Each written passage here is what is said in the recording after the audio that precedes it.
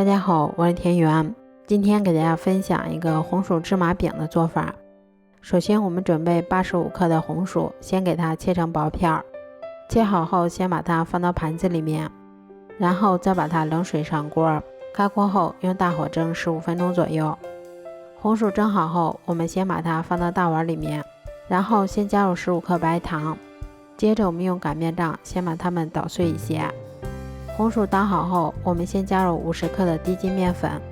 然后用筷子先把它们搅拌成这种面絮状，再下手把它们揉成像这种偏软一些的光滑面团。接着我们先把它擀成厚度约3毫米的长方形饼皮，擀好后我们再用模具或者瓶盖按压成自己喜欢的形状。都做好后，先把它们依次放到铺有硅油纸的烤盘里面，接着我们在表面先刷上一层鸡蛋液，最后我们再撒上一些黑芝麻增香，接着我们再把它放到烤箱里面，烤箱中层上下火170度，烤15分钟左右就可以啦。